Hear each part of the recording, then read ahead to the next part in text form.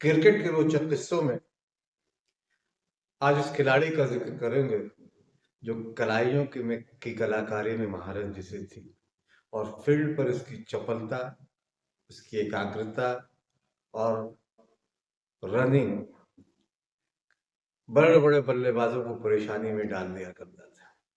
शानदार फील्डर, शानदार बल्लेबाज, लेकिन उनके साथ नेक नामियां रही। शोहरत की बुलंदियों पर पहुंचे तो कुछ बहुत सा बदनामियां भी उनके उनके माथे पर चस्पा हुई।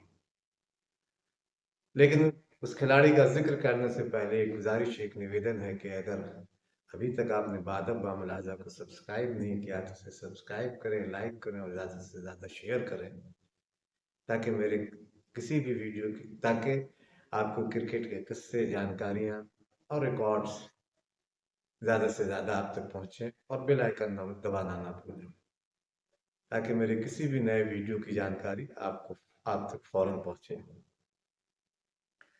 और अगर फेसबुक पेज मेरे इस वीडियो को देख रहे हैं तो हमारे फेसबुक पेज को फॉलो करें और लाइक करें।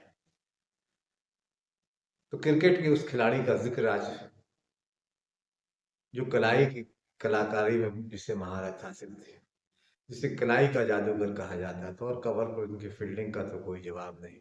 मैं बात अजहरुद्दीन की कर रहा हूँ।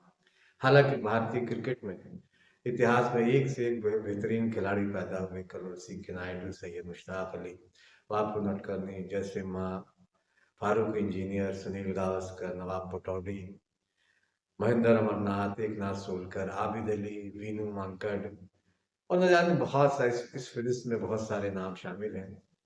बिशन सिंह बेदी, चंद्रशेखर, भगवत चंद्रशेखर, वेंकटराघवन, प्रसन्ना।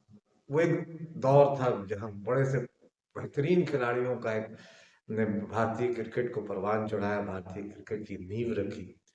उस दौर में था कि जब भारतीय क्रिकेट को लेकर आज की तरह उतनी दीवानगी नहीं थी, लेकिन फिर भी उन खिलाड़ियों ने अपनी प्रतिभा से अपने लोगों को कायल किया, अपने चमकदार खेल से दुनिया को प्रभावित किया। लेकिन इस बीच 80 के दशक में जिस एक खिलाड़ी ने भारत और दुनिया में अपना डंका बजाया, उसमें अजहरुद्दीन का नाम भी शामिल, उसमें अजहरुद्दीन शामिल है। अजहरुद्दीन ने अपने खेल से अपना एक प्रशंसक वर्ग बनाया, अपना एक अपना एक प्रशंसक वर्ग बनाया, अपने खेल से दुनिया को प्रभावित किया। और एक लंबे कतार ऐसे लोगों उनके खेल के जो दीवाने थे, और उन्होंने सिर्फ ये कि भारतीय टीम के कप यानी और सिर्फ बाद में उन्होंने भारतीय टीम की अगुवाई भी की और एक जमाने में सफल कप्तानों में से एक रहे। हालांकि कई बार ऐसा लगा कि शोहरत की बुलंदियों को पहुंचकर उन्होंने बहुत सारी चीजें, शोहरत की बुलंदियां मिली तो बहुत सारी चीजें ऐसी भी आई उनके साथ जो नहीं होनी चाहिए थी। वो एक बेहतर खिलाड़ी हो सकते हैं, लेकिन कई बार लगा कि वो बेहतर इंसान नहीं है। मुझे एक वाकया याद आ रहा है, न्यूजीलैंड के खिलाफ भारत का टेस्ट था कटक में, और लंबे समय बाद नरेंद्र हिरवानी और अनिल कुंबले, लंबे समय बाद नरेंद्र हिरवानी की भारतीय टीम में वापसी हुई थी, अपने जमाने के बेहतरीन स्पिनर। अनिल कुंबले भी उस वक्त मौजूद थे। बारिश से मैच वो धुला, लेकिन नरेंद्र हिरवानी ने बेहतरीन गेंदबाजी की और वो सबसे उस टेस्ट में जितने दिन भी खेल हुआ, न्यूजीलैंड ने बल्लेबाजी की, उसमें हिरवानी की चमक फिर से देखने को मिली थी। और जब मैच के टेस्ट के खत्म होने के बाद जब प्रेस के लोग बातचीत के लिए गए तो उसमें अशोक मंकट, अजीत वाडेकर, माफ करें, अजीत वाडेकर टीम के मैनेजर या कोच जो भी कहे, आज कोच कोच कहा जाता है लेकिन उस जमाने में मैनेजर कहा जाता था, अजीत वाडेकर थे। अजीत वाडेकर बहुत सहज सरल व्यक्ति थे। तो जब वहां पहुंचे तो जिस तरह से व्यवहार में अ, पूरी प्रेस के लोग खड़े हुए, पूरे प्रेस के लोग खड़े हुए थे और एक दूसरे कुर्सी पे बैठे हुए, दूसरी कुर्सी पे पैर रखे हुए अजहरुद्दीन बात करते रहे, जो यकीनन बहुत सारे लोगों को अच्छा नहीं लगा होगा। मुझे भी अच्छा नहीं लगा था कि इस तरह का व्यवहार एक कप्तान से, एक बड़े खिलाड़ी से कोई नहीं कर सकता, कि प्रेस का एक पूरा तबका खड़ा हुआ है, पूरा का पूरे लोग खड़े हुआ हो, एक कुर्सी पे पैर पैर पे पैर चढ़ाए हुए नहीं, एक कुर्सी पे पैर रखे बैठे हुए नहीं, एक मैनर्स जो होता है, एटिकेट होता है। और फिर उन्होंने साया भी, चूंकि नरेंद्र हिरवानी की अंग्रेजी बहुत अच्छी नहीं थी, उन्होंने कई अंग्रेजी वाले अखबार वाले को कहा कि उससे अंग्रेजी में बात करो। बहरहाल ये एक घटना थी, लेकिन खिलाड़ी वो बहुत अच्छे रहे और उन्होंने बुलंदियों को छुआ, कब भारतीय टीम के कप्तान भी बने। और जब भी एक वो मैदान में उतरते थे अजहरुद्दीन, तो अपनी एक खास जो बहुत सारे युवा उनकी नकल भी करते थे, यानी उनके स्टाइल का नकल करते थे, कॉलर को कॉलर को खड़ा करके वो मैदान पे उतरते थे। और इनके, तो जैसा मैंने कहा कि इनकी कलाई में जादू था, खेलते वक्त का, और उनकी कलाई की जादूगरी जब खेलते थे वो उसको देखते ही बनता था। तो मोहम्मद अजहरुद्दीन ने बहुत 1992 वर्ल्ड विश्व कप में उन्होंने पहले अपने डेब्यू मैच में अजहरुद्दीन ने ईडन गार्डन में इंग्लैंड के खिलाफ पहला शतक बना, और लगातार अ, दो शतक और बनाए उन्होंने। तो यानी ये 3 शतक लगातार बनाए, जो आज भी एक रिकॉर्ड है। 1992 में उन्हें कपिल देव की जगह पे भारतीय टीम का कप्तान भी बनाया गया था विश्व कप में। और जैसा कहने का क्या, 1996 में उन्होंने शतक डेब्यू, कब 1996 में उन्होंने टेस्ट में डेब्यू किया था। शतक या वर्ल्ड कप 1996 में भी वो कप्तान थे, माफ करेंगे, विश्व कप में 1996 में भी वो कप्तान थे। और उसके बाद 1999 के विश्व कप में भी उन्हें ही कप्तान बनाया गया था। तो उनके नाम कई उपलब्धियां रही। श्रीलंका के खिलाफ, हालांकि 1996 का वर्ल्ड कप श्रीलंका के खिलाफ पता नहीं अचानक खेल बेहतर खेलते खेलते, हालांकि उस वक्त सचिन जयसूर्या और कालू थरना का एक हवा खड़ा हुआ था 1996 में, और दोनों की ओपनिंग जोड़ी ने धमाल किया हुआ था, लेकिन कलकत्ता के ईडन गार्डन में भारतीय गेंदबाजों ने दोनों को सस्ते में आउट कर दिया और टीम को बहुत सीमित रखा। लेकिन भारतीय टीम जो है, भारतीय बल्लेबाजी अचानक फ्लॉप कर गई और फिर चोक, इसको कहते हैं कि चोक कर गई। और अ, और जाहिर है कि बहुत सारी चीजें हैं, अजहर को लेके बहुत सारी बात हुई। अजहरुद्दीन ने 99 टेस्ट मैच खेल के 6000 से ज्यादा रन बनाए।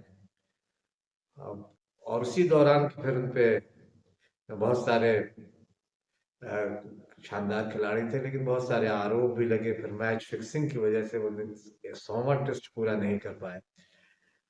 कानूनी लड़ाई उन्होंने लड़ी और शोहरत के शीर्ष पर पहुंच के जब उन्होंने मैच फिक्सिंग की बदनामियां उनके माथे पर चस्पा हो गई, और वो ऐसा फिर वो मैच फिक्सिंग से का दाग उन पर और बहुत लंबे समय तक रखा।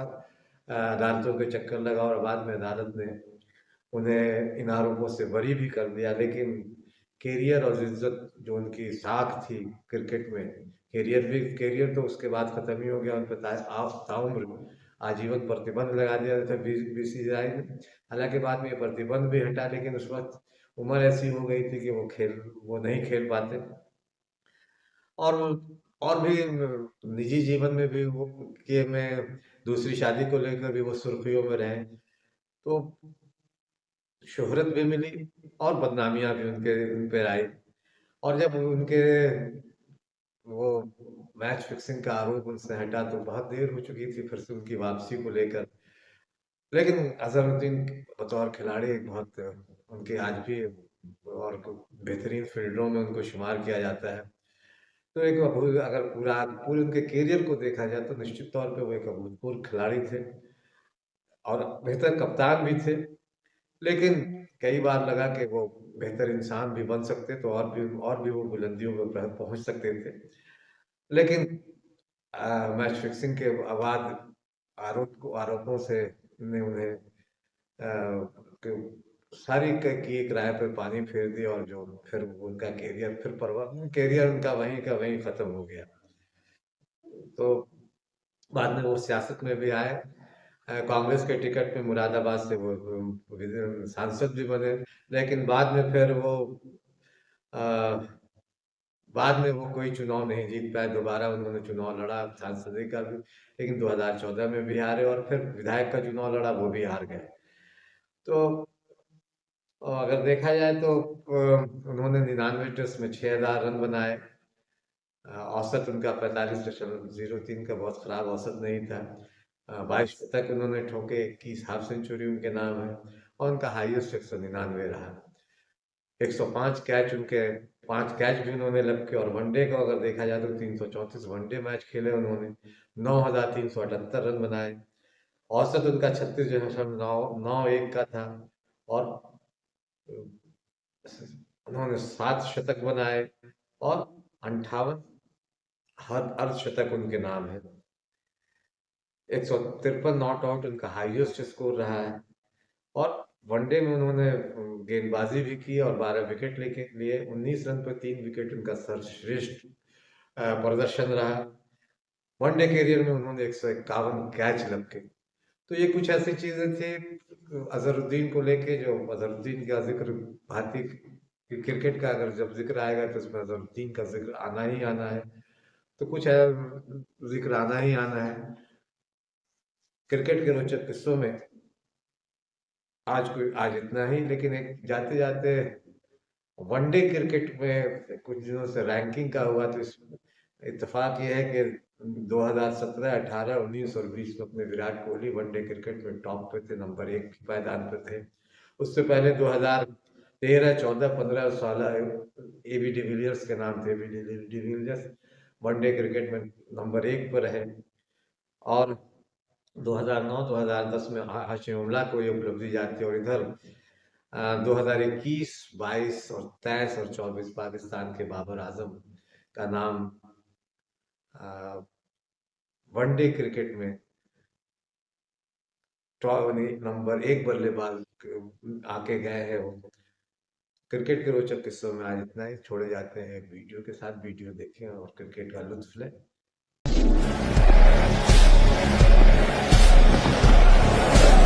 Drop ball, too good. Really not happy. Impressed with that one. He likes that. Certainly very impressed with that one. He likes that.